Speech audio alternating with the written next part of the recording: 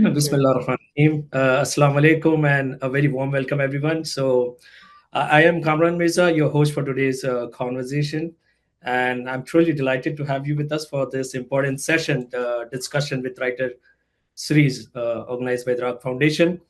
As you all know, Idraak is committed to fostering an intellectual rigor, historical awareness, and civic engagement, particularly among the Muslim youth and scholars who are navigating the complexities of contemporary India. So, thank you all for taking the time to be part of this important discussion today. And today we are honored to have to host a very special guest, Mr. Ziya Us Salam. And many of you already know him well, but for those joining us for the first time, it's my pleasure to introduce him once again. Mr. Salam is a very senior journalist and widely respected social commentator, currently serving as associate editor at The Hindu.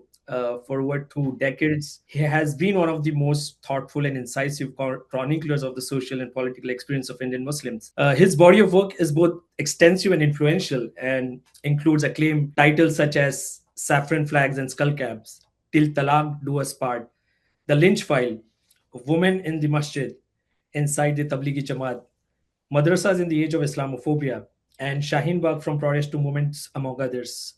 So today our discussion is centers on one of his recent and compelling work, The Lion of Naushera, a book that brings back into focus the life and courage and constitutional loyalty of Brigadier Muhammad Usman, one of India's most remarkable yet under-remembered hero. And Mr. Ziya Salam, congratulations as well on the recent mention of this book on Kaun Banega Crorepati.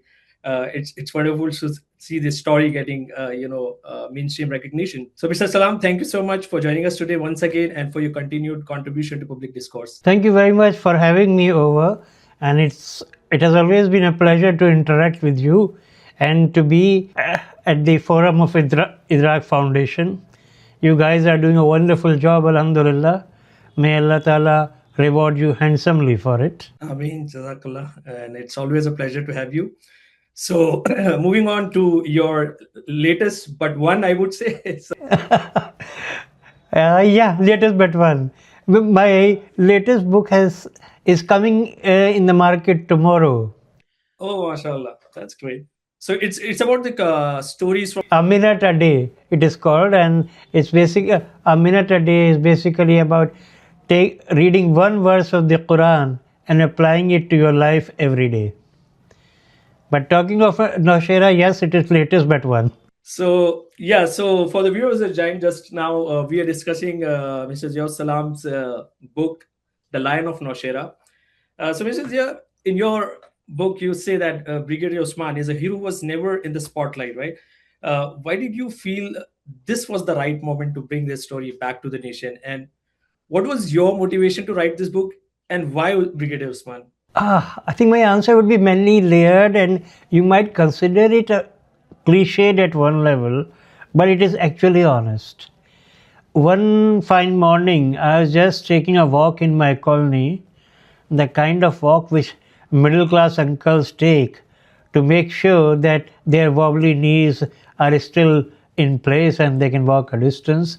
At that time, I got a call from the publishers, Bloomsbury. Their commissioning editor came up with the project. He offered me 6 books on Muslim patriots post 1947. Now, that's not my comfort zone. I have never written about military history or any such thing. So the first reaction was, why me? So he ventured to give 2 names, one of which was Brigadier Muhammad Usman and then Abdul Hamid Saab. He said, we can begin with these 2. So I asked myself, what do I know about Brigadier Usman? Practically speaking, I knew nothing except Naushera, that he was the one who was martyred fighting Pakistan in Naushera in 1948, and that was the A to Z of my information about him. Then I asked my close friend Anand Mishra, who works in Frontline. I called him up right away and I asked him, what do you know about Brigadier Usman? His answer was Naushera Wale. He didn't know either. So together the 2 of us have put in about 55 years of work cumulatively, and If two journalists with 55 years of experience know only that much about Brigadier Usman, I thought this is a story which deserves to be told. Because for far too long there has been complete absence of information, negligence, and maybe willful dereliction when it comes to depiction of certain Muslim heroes in our history books. Time and again, since the Babri Masjid Ram Janambhoomi stir in beginning in 89-90, Muslims have often been reminded in India and called Babar ki aulad. Since 2014, as Aurangzeb has become the new punching bag, Muslims are often called Aurangzeb ki aulad. That set me thinking. Somebody calls me Babar ki aulad and asks me to go back to Pakistan. Another guy writes in an opinion piece that Muslims who favor Mughals are essentially Aurangzeb ki aulad. How come nobody, absolutely nobody, calls modern Indian Muslims and all modern Indians as Usman ki aulad? That got me going, that this is something which is worth doing. And even if it is beyond my comfort zone, I take it up as a challenge. I took Anand Mishra as my co-traveler and co-writer on the project, and we started off. But believe me, we started off in right earnest, good spirit, but that is where our assets ended. We soon discovered that yes, we had signed on the dotted line with the publishers that we'll be doing this book for you. And we had also happily given ourselves a very short tentative deadline. But when I started researching, rather we started researching, we discovered that there was absolutely no information about Brigadier Usman anywhere. If you looked up the newspapers or magazines or books, the cumulative information was that he fought Pakistan in Jahangir and Naushera in 1948 and he died in July 48. That's about it. Nothing beyond that. So we started gathering info, and it was very difficult when we discovered that Brigadier Usman was single. So it wasn't a question that he left behind his wife or kids whom we could speak to. And then we discovered that his parents had also passed away before he did. And he was himself only 36, 12 days short of 36 when he was martyred in 1948. So that made our task even more challenging. And from one brick to another, from another, and then another obstacle, then another obstacle. Finally, we were able to piece the story together. And when we were able to put a few bricks together, it was a fascinating exercise. When we discovered that our former vice president, Hamid Ansari, hailed from the same lineage as Brigadier Usman through his mother's side, and we also discovered the former president of the Congress and the Muslim League, Mukhtar Ahmad Ansari, was also among his family members, the elder ones. And then so on and so forth. After that, we just loved putting the pieces together.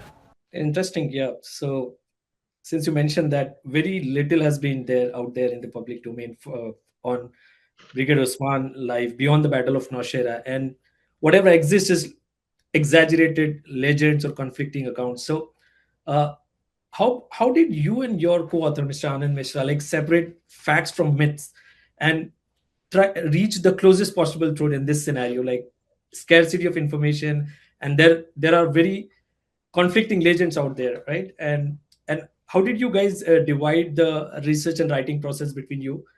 Kamran, at times it is helpful to be a journalist, and even more so when you read and believe in the Quran.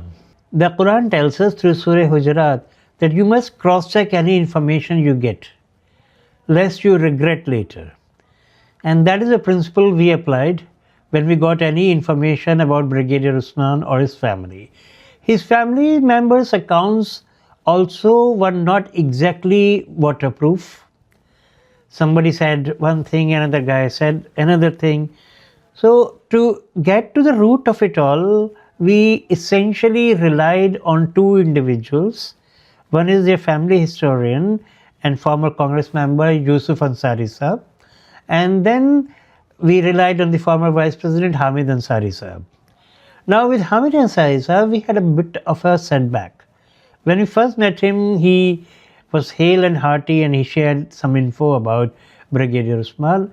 And we was to meet him again after some time. Unfortunately, he fell seriously ill, and he took a long time to recover. And once he recovered, he could not exactly locate everything in the past very easily. His memory was not his strongest companion at that time. But what helped that we could lay our hands on his family tree. Who came from where and in which year? Like his ancestors came during the time of Muhammad bin Tughlaq to India, and then another branch came during the time of Babur and so on. So that is what we did. And as I told you right at the beginning of this conversation, military history is not my strong point, if I'm charitable to myself. So I relied on Anand. I said, you take care of the war part, and I'm a peaceful guy. Salam means peace, and I look after the things related to challenges of the time of peace. So the war chapter was entirely Anand Mishra's baby, and all the consequences of the war and all the precursors of the war. That's my contribution, whatever little it is. Okay, Jazakallah for highlighting that. Moving on to Brigadier Usman's life, like my next question would be like, despite you mentioned, despite being offered the post of Pakistan's army chief by Jinnah himself, Brigadier Usman chose India. So, what inner belief or value made him reject such powerful offers? Pardon, I didn't get you. So, Brigadier Usman, you mentioned, was offered army chief's Yeah. position by Jinnah himself, right?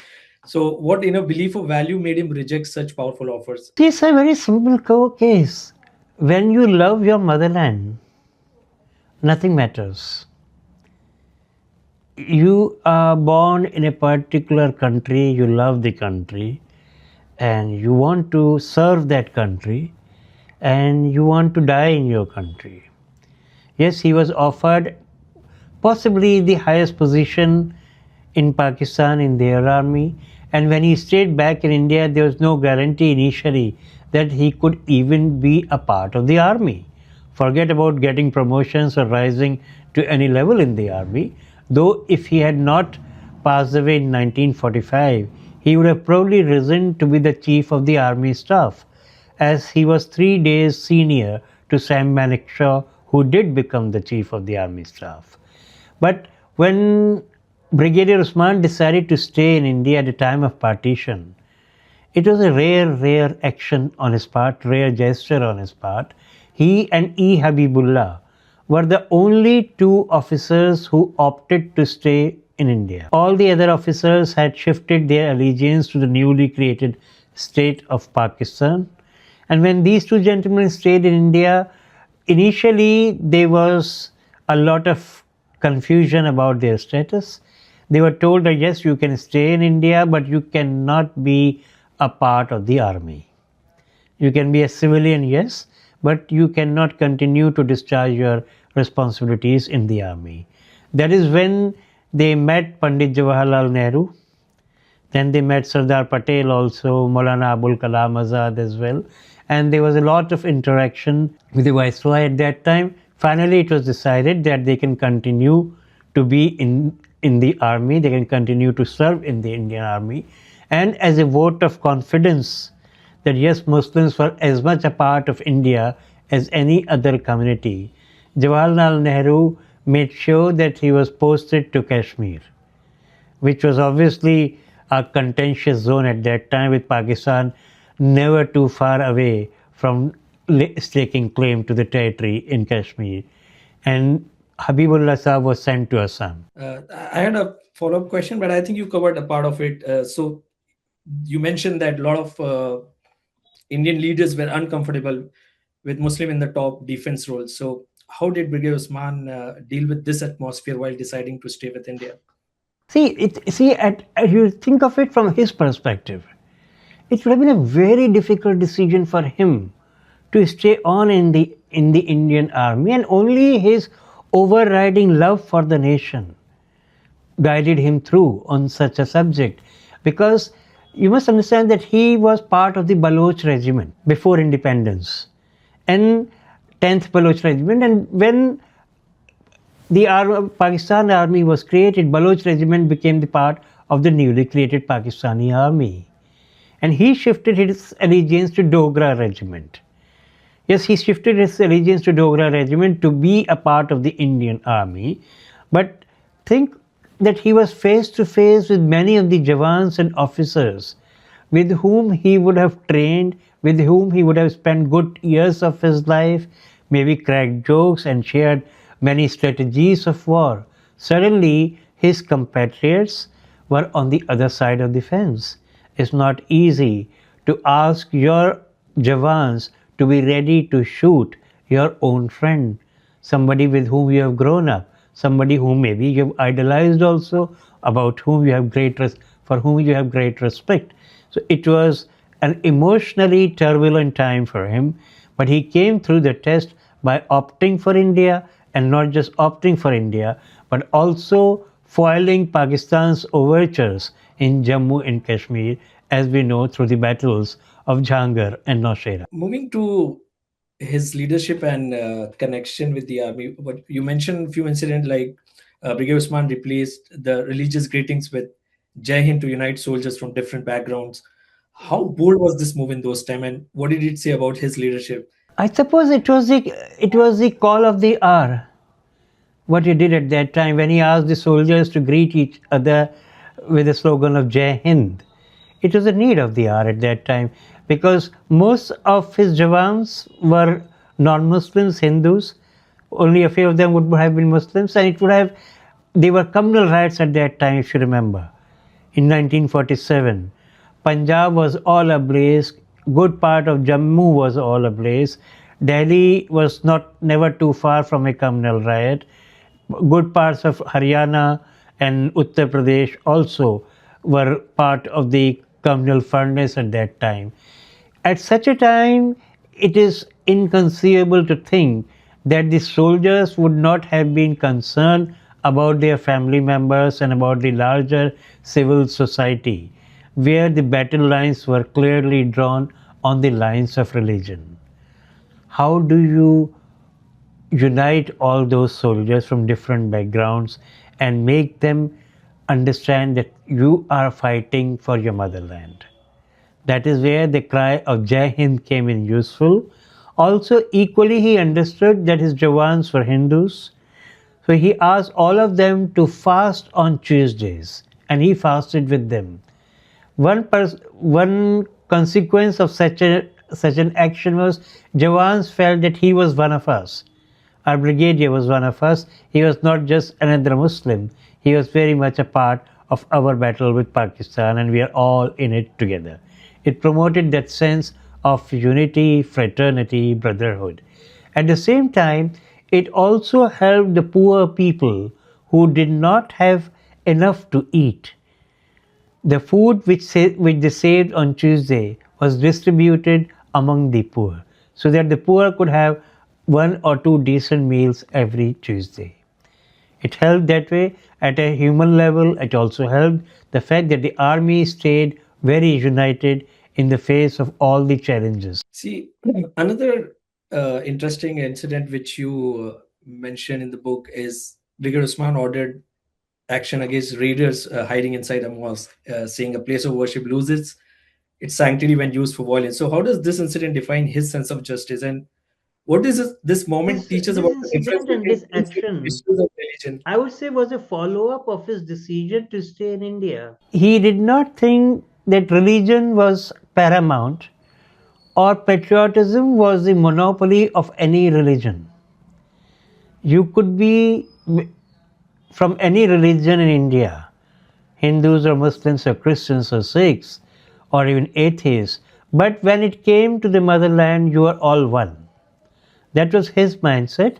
And interestingly, when he would go for a special battle or any big battle, he would recite certain verses of the Quran. He would take recourse to at that personally at that time to religion so as to motivate himself, to give himself that ammunition to fight the enemy that yes, I am going to overcome. Similarly, when they were quote unquote his opponents, his terrorists who had taken shelter in the masjid, he did not think twice before firing at them. Because a place of worship remains a place of worship as long as it is pure and used for the purpose for which it was built. But if it is used by people who are attacking your nation, your country, then you have to flush them out. That was his mindset. Yeah, and so that's quite interesting. Like the kind of moral clarity he had. He had the moral clarity. Our society and polity did not have the moral clarity at that time. That is why it took him a long time, a lot of persuasion to convince the political bosses that he could continue to be in the Indian army and serve it like any other soldier from any other religion. He was clear in his mindset. Unfortunately, the political dispensation took some time to understand the reality. So next, I'd like to ask, like after Brigadier Osman's death, India lost some key strategic positions like Muzaffarabad and Mangla Dam. As the highest ranking Indian officer killed in combat, do you believe that had he lived a little longer, the course of the Kashmir war and even the present day line of control would have been different? See, that is all conjecture. You never know how life plays out later on. But yes, as I said, had he had a normal, smooth career and lived long enough, then yes, he would have been the chief of the army staff. After all, as I said earlier in this conversation, he was senior to Sam Manekshaw by 3 days. So by seniority, he would have been the chief ahead of Sam Manekshaw. And that would have given independent India not only its first chief of the army staff, but also so far the only chief. In the martyrdom and early departure of Brigadier Usman, the Muslims of India were probably deprived of a role model very early. Had he lived longer, he would have probably inspired many more generations to join the Indian army. And maybe many right wing people would not have questioned the patriotism of Muslims the way they do at a time of any communal polarization. You also discussed at length about Brigadier Osman's family legacy and identity. So you mentioned that he belonged to the Ansari family, taking it all back to the the Ansars of Makkah. Yeah, to Yemen or to Medina, then to Khorasan, Herat, Kabul, Saharanpur, and Yusuf. And it also produced his family also produced the leaders like former vice president you mentioned Hamid Ansari Saab. So how do you just see this family's tradition? Not just Hamid Ansari Sahab. There was a High Court judge, Asif Ansari, and I said Mukhtar Ahmad Ansari, the president of the Congress and the Muslim League, a freedom fighter. There were so many illustrious people in that family. Unfortunately, successive governments in India, irrespective of their political affiliation, have not done justice to the family. This is a family which deserves to be feted, to be celebrated. How many families have given you a chief justice, a judge, a vice president, a freedom fighter, a governor, an MP, a legislator, and so on? Instead, what we get to hear is people question the lineage of Afzal Ansari, current member of parliament, and his late brother Mukhtar Ansari, that they do not belong to the family of Brigadier Usman, which is all rubbish. They are very much part of the same stock. Yes, one or two guys can go wrong down the line, like in any family, one brother can go wrong, but it does not mean that we take away the sheen from the entire family. And this is from the point of view of our politics in the country and academic achievements and judicial achievements. You see it from the point of view of religion. They come from the family of the Ansars, who are mentioned repeatedly in the Quran. Abu Ayyub Ansari Sahab was the one who gave his house to our beloved Prophet Hazrat Muhammad sallallahu alaihi wasallam when he migrated to Medina from Mecca. He lived in his house first, and Ayub Ansari Sahab had this moral dilemma when he gave him his house. He wanted the Prophet to live on the first floor and he would himself live on the ground floor, saying the Prophet should live over my head. I cannot be living on the first floor with the Prophet on the ground floor because my bed will be over his head. It took a lot of convincing from the point of view of Hazrat Muhammad sallallahu alaihi wasallam for Ayyub Ansari Sahib to agree that the Prophet has to be on the ground floor because we will have a lot more visitors and it will be much easier for them to come over and not disturb Ansari Sahib. So these people come from that stock. Their ancestors are mentioned in the Quran. This is a family which deserves a lot of respect. Coming to more recent, since you mentioned the current political discourse around this family, why do you think Brigadier Osman is still in whom lies neglected today, and what does the vandalism of his grave in 2020 reflect about our times, especially? Okay, when we talk of Brigadier Usman's home being neglected in Bibipur, allow me to go back in time. When Brigadier Usman passed away in 1948, as I said, he was single, so there was no progeny or any such thing. He had two brothers, Subhan and Ghufran. Subhan went on to be a journalist. He worked with UNI in the Times of India and was pretty close to the then Prime Minister Indira Gandhi. And his other brother Ghufran joined the army and he too was a brigadier. Unfortunately, Subhan Sahib also stayed single and he passed away in early 80s. His brother Ghufran too passed away in the 80s itself, early 80s. And Ghufran Saab's family had migrated to Canada and then to the US in 1973 itself. His wife, his son, and daughter had shifted first to Canada and then to the US. So practically, there was nobody to look after the house. Brigadier Ghufran did look after the house for some time in his old age. When his family had migrated, he had decided to stay in India. But after he passed away, there was nobody else left. Now, Inayatullah Sahib, who is the nephew of Brigadier Usman and Ghufran, he goes to that house once in a while, but but the house is in a dilapidated state, which is a sad comment again. It should not have been the responsibility of the family alone to look after the house, to maintain the house of the highest ranking military officer to die in a combat with Pakistan. The house should have been a national property looked after by the government of India rather than being left to the basically the vicissitudes of time and family as said, because after all Brigadier Usman was not just Ghufran's brother or Subhan's brother, he was a role model for all the Indians post 1947. That house should have been looked after much better. Yeah.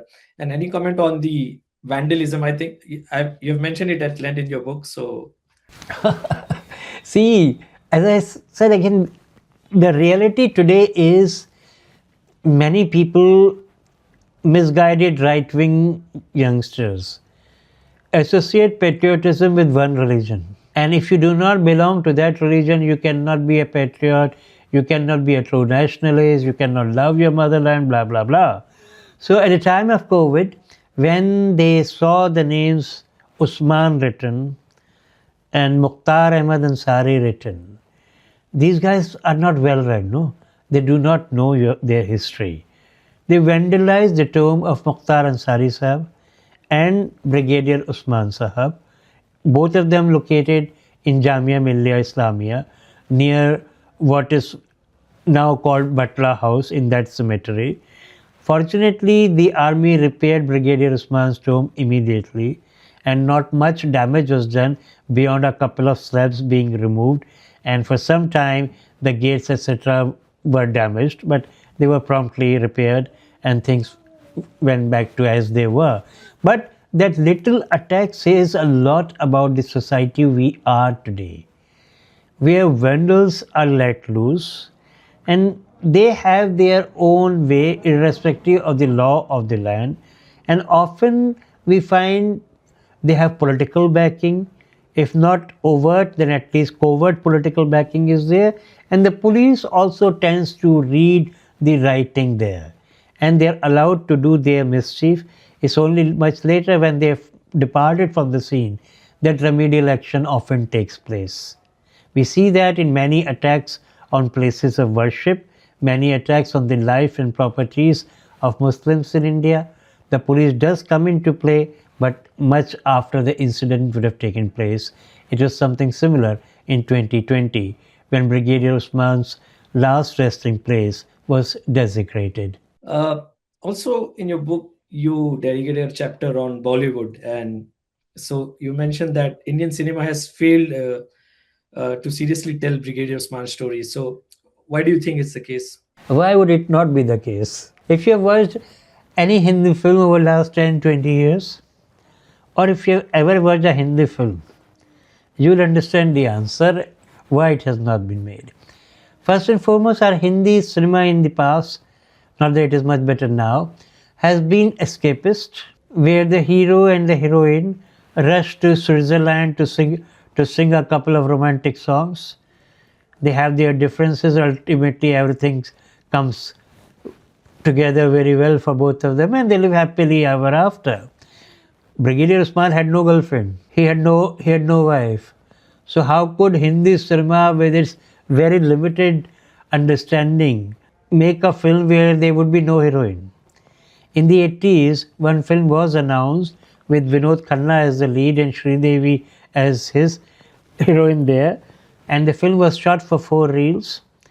After that, Sridevi walked out of the project when she realized that she was not going to have much of a role. At the most, the director could squeeze in a couple of dream sequences. She walked out of the role. The film was not shot further. It stayed in the cans. One or two other projects were also announced. More recently, just around COVID, a little before COVID, Sanjay Khan had announced a film with his son Zayed Khan to bring the biography of Brigadier Usman to the silver screen. Again, that project has not moved either. That is one part of cinema, which is escapist. The other part of cinema is cinema increasingly in India is the handmaiden of politics. They see who is ruling. Accordingly, they make films and they get concessions from the governments of the day, and everything works out brilliantly for them. Like you would see a film like Kerala Files, Kashmir Files, all those films either got tax-free status, or if they did not get a tax-free status, then special shows were arranged by the governments in different states, so making sure that more and more people watch the films. Right-wing organizations took special buses to watch Kashmir Files. The idea is to sell hatred through cinema. They are not concerned about facts of any particular incident, how tragic it might be, like the exodus of Kashmiri Pandits from Kashmir. That's a painful chapter of independent India. But that's not the only story which they showed, and that is not the only story of Kashmir. Under such circumstances, more and more filmmakers feel that if they toe the line of the government and they pander to the baser instincts of the common man, they are likely to reap a harvest at the box office. And the latest example came with Dhurandhar. How lakhs of people queued up to watch the film at such a time to show Brigadier Usman, a Muslim, as a patriotic hero may not be the smartest business sense. See, basically, it won't make sense today for most filmmakers to make a film on Brigadier Usman. People are indoctrinated to that extent that their patriotism and their hatred and bigotry all come wrapped in the same foil.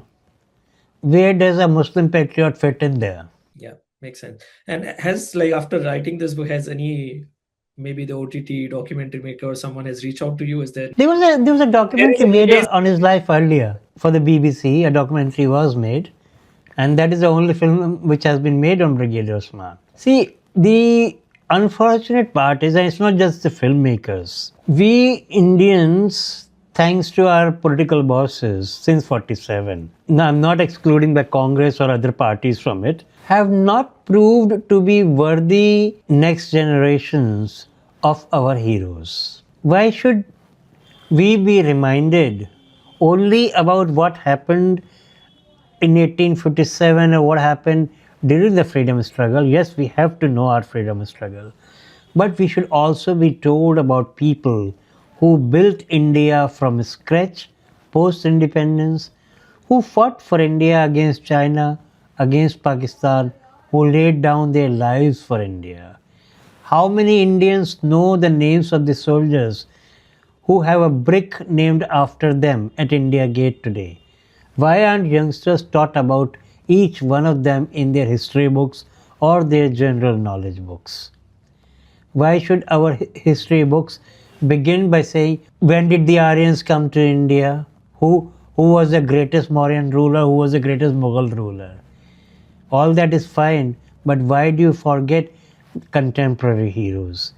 If generations had been told about Brigadier Usman or Abdul Hamid, nobody would have called modern Indian Muslim Babar ki aulad or Aurangzeb ki aulad.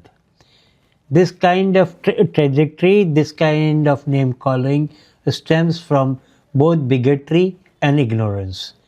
The best weapon against ignorance is knowledge. So next, on a more generic level, like I'd like to ask, as a society, what responsibility do we have towards such unsung heroes like Brigadier Usman? Sing about them. Seeing Sing about them, talk about them, read about them, and maybe read my book.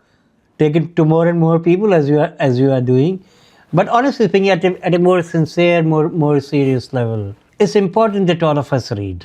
We are going through a part in our history where probably political party in power doesn't want us to read, doesn't want people to be educated.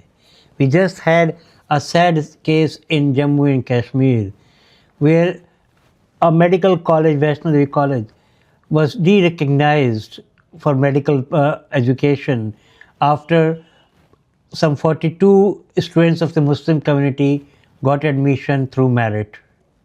Similarly, a school was bulldozed in Madhya Pradesh when one Muslim gentleman built a school for Dalits and tribals on his own land with his own money after procuring all the permissions from different authorities.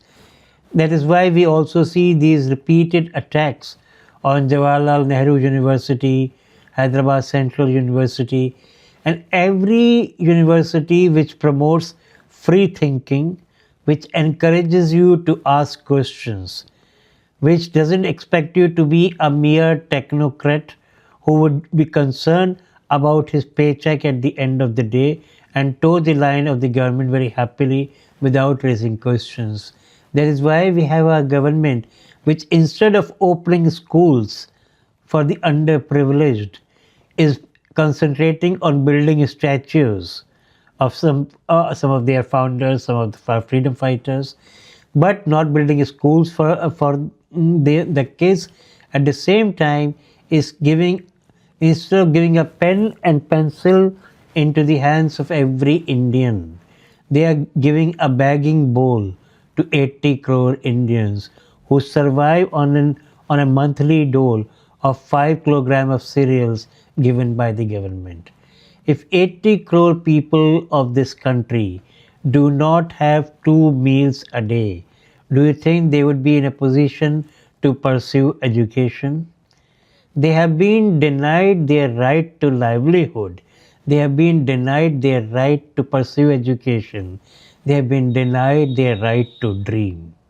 And that is very callous, very cruel. that's true. And for uh, young Indians, especially young Muslims, if they have to take away just one value from Brigadier Usman life, what would be? As If they have to carry one value from Brigadier Usman, for young Muslims, what is that one value you would like to tell them? you are an Indian, you will die an Indian. Pakistan is not the promised land. So I have one more question. Before that, like I'll those who are watching, I'd like to tell them that if they have questions, they can start posting on the chat. And after I ask the last question, I think we'll take some question from the audience. And yeah, so since yes, Prashant, yeah, you were saying something. I'm saying, shoot, I'm ready. So after years of researching Brigadier Usman's life in patriotism, how has this journey changed you as a writer and as a person? How has this? Changed you as a writer and a person? Like what impact it has on you? I don't think it has changed me as a writer, honestly speaking. But yeah, what I do feel is I've been able to make my tiniest little part in bringing about awareness about a forgotten hero of India. I don't look at Brigadier Usman as a Muslim hero. I look at him as an Indian hero who died fighting for India against Pakistan. And he is, as I said, a hero who deserves to be celebrated, whose life in many ways was a role model for youngsters, and who deserves to get his due. This book is an effort to clear some of the debt we owe him as posterity. That's true. Any other such unsung hero are you willing to write in future? Any other ongoing project? Let's see. Life comes up with its own surprises at any given time. I never planned to write about Brigadier Usman. I ended up doing this book with Anand Mishra, and that also is a comment on the kind of country we were and the kind of country we ought to be. Anand Mishra and Ziya Us Salam put their energies together to bring the story of the first military hero of independent India who died fighting Pakistan to the larger readership of the country. Okay, thank you so much, Mr. Islam. So that's what